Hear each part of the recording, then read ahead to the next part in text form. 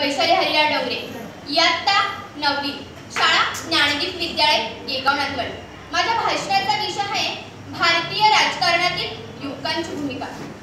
राजकारण म्हटलं की आजकालचा तो भाऊ, दादा आणि पुष्कळशा मोठमोठ्या उपाध्या, त्यांच्याही पुढे जाऊन मात्र या युवकांनी आपल्या भविष्यातील राजकारण विषयांची स्वप्ने देखील काबीज केली आहेत। नाव मोठं आणि लक्षण खोटं असे महापराक्रमी निष्फळ कामाचे जनक असलेले आजच्या या 21व्या शतकातील तरुण। आता म्हटलं की गल्लीच्या सार्वजनिक गणपती उत्सवापासून सुरू झालेला प्रवास। तरुण म्हटलं की सळसळतं रक्त, अंगात जोश आणि ताकद, लाट मारे तेथेच पाणी काढेल असा बऱ्याच काही व्यक्तिमत्व बघायला मिळतात, परंतु गव्हाबरोबर किडेही रगडले जातात। तसाच काहीसा प्रकार आज आपल्या सर्वांना पाहावयास मिळतोय। खरंच आजच्या या विषयाच्या माध्यमातून जनसामान्याच्या सर्व तरुण वर्गाला विचार करायला भाग पाडणारा प्रश्न उपस्थित झालाय, जे आपले पाऊल भविष्यात राजकारणाकडे वळवताना दिसत आहे।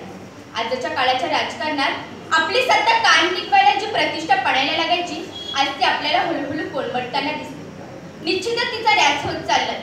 पूर्वीच्या काळाच्या राजकारणात जी ताकद नेते मंडळींमध्ये होती, ती आज लोप पावताना दिसते।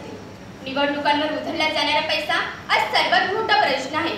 आपल्या पक्षाचा आदर, त्यांच्याबद्दलचे प्रेम, आत्मीयता या सर्व गोष्टी त्या काळात खूप मोठ्या समजल्या जायच्या, परंतु आता मात्र ते दिवस उरले नाहीत।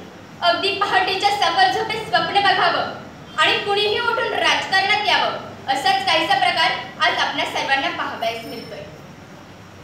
उत्तवला नवरा आणि गुडघ्याला बासी असे आमचे राजकारणाचे उद्योगचर्या आपल्याला बघायला मिळत आहे।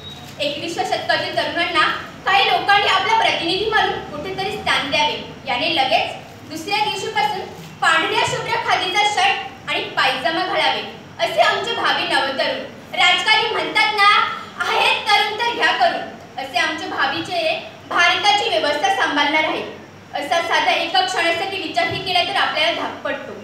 आजचा तरुण जनहिताची कामे कमी आणि स्वतःची वाहवा करण्यात व्यस्त आहे।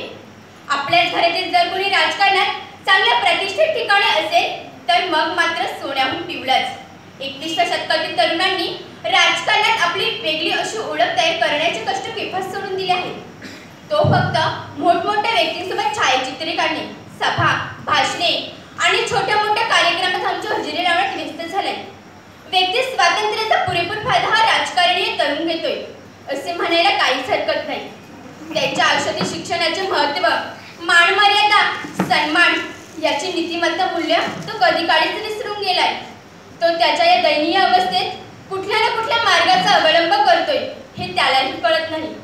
तो फक्त आपला मोठेपणा, मीपणा, आपला अहंकार हेच आपले सर्वस्व मानतोय, परंतु हे त्याला कधी उमजणार कुणास ठाऊक। एक माणूस म्हणून विचार करायला देखील त्याच्याकडे वेळ उरला नाही। तो काय करतोय, काय करायला हवे आणि नाही असा विचार करायला भाग पडणारी थोडीशी